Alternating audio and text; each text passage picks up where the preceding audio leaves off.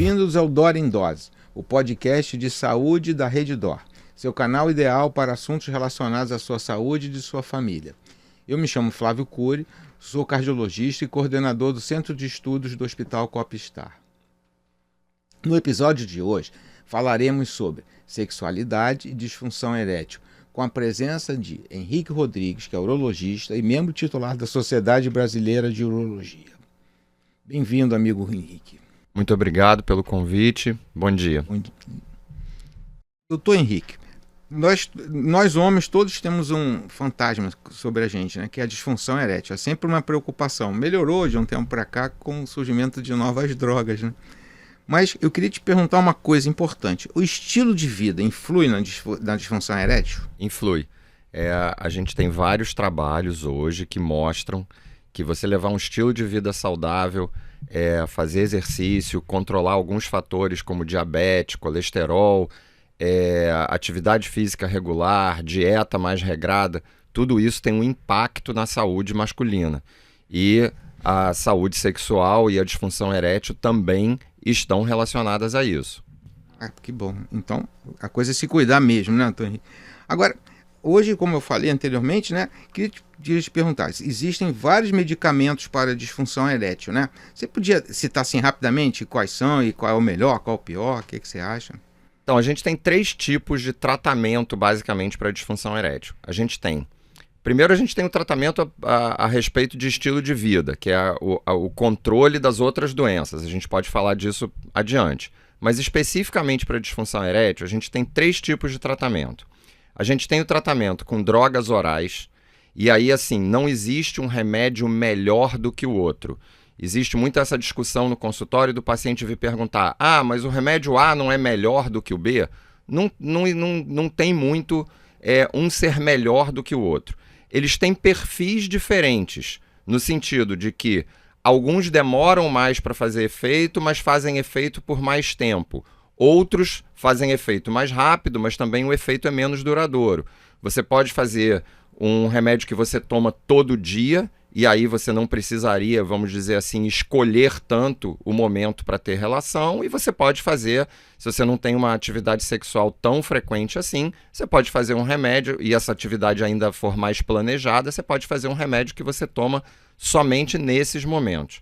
A segunda forma de tratamento, que é entre as 3 que eu falei, e que são as que a gente mais usa, é você fazer uma pequena injeção no pênis em torno de 15 minutos antes da relação.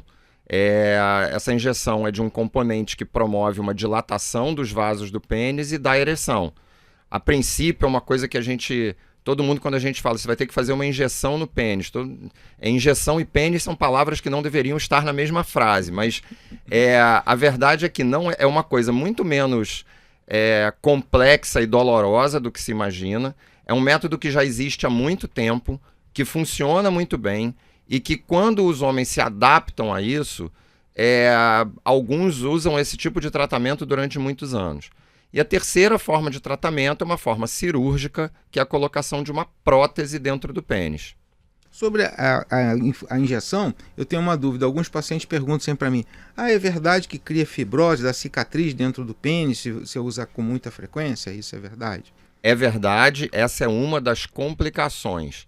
Mas pelo número de pacientes que a gente usa e o número de fibroses que a gente vê, eu te diria que o risco-benefício é favorável ao uso da injeção. Existe sempre uma pergunta para nós clínicos, o paciente sempre pergunta: olha, será que não vale a pena, eu já estou com 50 anos, 60 anos, fazer uma reposição hormonal?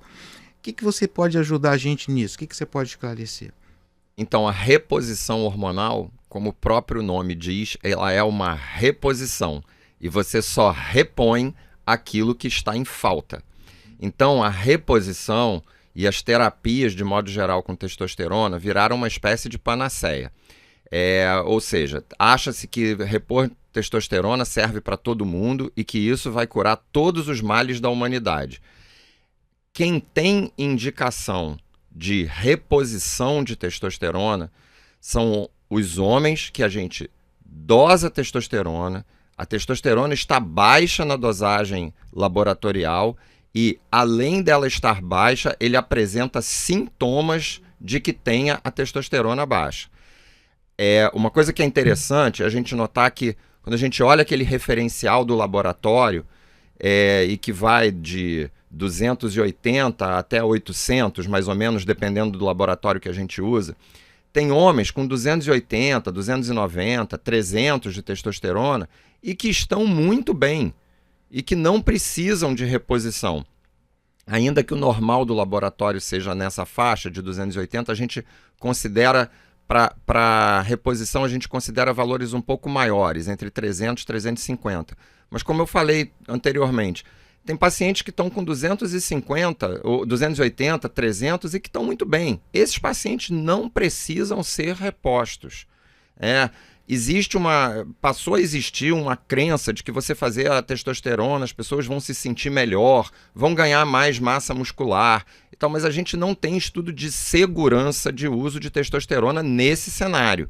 Se o indivíduo tem testosterona normal e ele tem ausência dos sintomas da falta de testosterona, que seriam perda de massa muscular, aumento da gordura abdominal, diminuição da libido, que é o principal sintoma da falta de testosterona. Se ele não tem esses sintomas, ele não precisa ser reposto. Não é nem ético que a gente faça isso. A gente às vezes vê alguns pacientes que estão recebendo testosterona e que virou agora uma espécie de moda se dizer que a testosterona normal não é essa que a gente deveria ter na faixa de 500, 600. Não. Que o normal e que o indicado é a gente ter valores muito altos de testosterona, acima de 1.000, 1.500. Sim, isso não existe dado de literatura para isso. A gente não tem estudo de segurança de reposição de testosterona nessa classe de paciente. Como eu falei, reposição, a gente repõe somente o que está faltando. Que bom. É importante isso, porque toda hora a gente está vendo não seguir essa regra, né? E uma coisa importante, Flávio, é que isso está sendo feito também muito para homens mais jovens. Existe uma prescrição exagerada de testosterona, principalmente para homens mais jovens, com o objetivo de ganhar massa muscular. Lembrando que reposição de testosterona no médio para longo prazo, ela causa infertilidade, às vezes de forma irreversível. Então, tem homens de 30 e poucos anos, sem filhos, fazendo reposição de testosterona e que sequer foram avisados previamente de que eles podem estar colocando a fertilidade deles em risco. Poxa, que bom que você falou isso, é bem esclarecedor, né?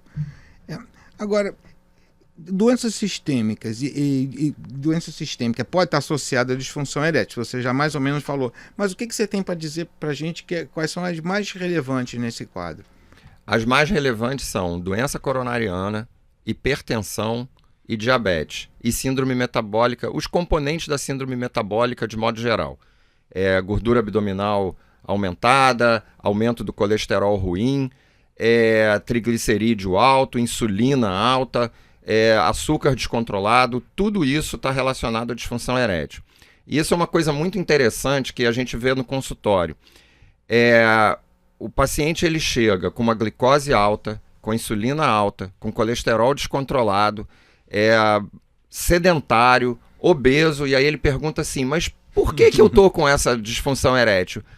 Como se o pênis dele fosse uma outra pessoa, né? Como se o pênis não fizesse parte daquele, não tivesse sofrendo com colesterol, com insulina, com triglicerídeo. Um outro dado importante, ainda mais para você que é cardiologista, você sabe disso melhor do que ninguém, é que disfunção erétil, ela tem que ser vista como uma espécie de marcador de doença coronariana. Então, o indivíduo, principalmente quando ele tem fator de risco para doença coronariana, diabetes, hipertensão, tabagismo, que é uma coisa que a gente não tinha falado antes aqui, mas que é uma das causas mais importantes de disfunção erétil, se ele chega no consultório com disfunção, no consultório do urologista com esse tipo de queixa, ele tem que ser mandado para um cardiologista para que seja avaliada a artéria coronária dele também. Lembrando, o vaso que vai para o pênis é o mesmo que vai para os outros lugares do corpo. Então, aquele vaso que entupiu e que não deixa chegar sangue suficiente no pênis para que o sujeito tenha ereção, a mesma doença que entupiu esse vaso, ela pode entupir a coronária dele também. Agora, na prática diária do cardiologista, a gente percebe que alguns medicamentos atrapalham a ereção, né? Você podia citar para a gente, na sua prática, quais são os que realmente diminuem a ereção? O que a gente vê assim mais no consultório, e que é uma coisa que tem que ser, hoje em dia tem uma prescrição muito grande, são, primeiro, os beta-bloqueadores, né? As substâncias são, a gente brinca que são as que terminam em ol, né? O atenolol, o propranolol, o sotalol, todos eles têm um impacto na ereção. E tem uma outra classe de remédio, que não é exatamente um remédio cardiológico, mas que hoje é usado pelos cardiologistas, pelos clínicos, que são os antidepressivos. E a gente vê cada vez mais gente usando antidepressivo, seja para depressão, seja para ansiedade. E o antidepressivo, ele tem um impacto muito grande sobre a ereção e principalmente sobre a libido, sobre o desejo sexual. Essa é uma coisa que as pessoas fazem um pouco de confusão. O que é libido e o que é a diferença entre a libido e a ereção. A libido é somente o desejo, é a vontade de ter relação. E a ereção é a rigidez do pênis para que isso aconteça. Então, às vezes você pergunta para o paciente, como é que está a libido? Ah, está muito ruim porque eu não consigo ter ereção. Não, são coisas diferentes. Libido é desejo, é vontade. E a ereção é a capacidade que ele tem de executar o ato sexual com o pênis rígido. Agora, a gente sabe que o câncer de próstata tem uma relação direta com o hormônio masculino, com a testosterona, né? Os tratamentos iniciais eram até bloquear só a testosterona, né? Há muito tempo se faz isso. E agora está sendo feita reposição hormonal depois de um tempo do tratamento do câncer de próstata. Você podia falar para a gente se isso é verdade? O que aconteceu? Esse é um trabalho icônico na medicina, esse é da década de 40, que dois pesquisadores, que foram Hughes e Hodges, lá na década de 40, eles tiraram a testosterona de indivíduos com câncer de próstata. E o câncer de próstata desses pacientes, ele involuiu durante algum tempo. E aí foi feita uma espécie de lógica reversa, sem que a gente tivesse nenhuma comprovação disso. Ora, se eu tirar a testosterona, eu melhoro do câncer. Se eu der testosterona, eu causo câncer. Só que isso não é verdade. Então, para pacientes sem câncer de próstata, a gente, no início dos anos 2000, tinha uma desconfiança grande, um medo muito grande de que você iria fazer testosterona e esses pacientes iam aumentar o risco de câncer de próstata. Isso já resta absolutamente comprovado que não acontece. Reposição de testosterona pode ser feita em pacientes que precisam de reposição sem que isso aumente o risco de câncer de próstata. Mais recentemente, a gente começou a fazer em pacientes tratados de câncer de próstata. E já existe evidência de que, se o indivíduo está tratado e ele está curado do câncer de próstata, ele tem critérios de cura do câncer de próstata, isso significa que isso tem que passar algum tempo depois da cirurgia ou algum tempo depois da radioterapia. Isso varia de paciente para paciente, varia de acordo com o risco que a doença tinha, ou seja, se a biópsia era uma doença mais ou menos agressiva. Mas nesses pacientes, volto a dizer, se eles têm testosterona baixa, você pode fazer reposição desse hormônio. É óbvio que isso implica numa vigilância muito maior do que você faz em pacientes que não têm câncer de próstata, mas a gente já sabe que é seguro repor testosterona nesses pacientes. E que isso melhora muito a qualidade de vida deles. Melhora. A gente tem observado nos pacientes que tratam e suprime a testosterona até outros sintomas, além da impotência, calor, tudo isso melhora muito, né, com o tratamento. Isso é muito bom, isso foi uma coisa muito boa. E tem, por exemplo, os pacientes que fazem radioterapia, por exemplo, uma boa parte deles tem que fazer o bloqueio da testosterona junto. Alguns têm que fazer por 6 meses e outros por até 2, 3 anos. E o que a gente vê é que, principalmente o paciente mais velho, ele termina o tratamento radioterápico, ele termina o tratamento hormonal e ele ou demora muito tempo para a testosterona dele voltar a subir, ou eventualmente nem sobe depois de 2 anos tomando remédio para bloquear a produção de testosterona. E ele fica muito mais tempo do que o necessário pagando o preço do tratamento que suprimiu a testosterona dele. Então, nesses pacientes, se eles têm critério de que estão com a doença controlada, você pode fazer a reposição. A testosterona não está só ligada a simplesmente desejo sexual. Testosterona está ligada à prevenção de osteoporose, massa muscular, a falta da testosterona dá alteração de memória, alteração cognitiva, né? Então, tudo isso melhora quando você repõe.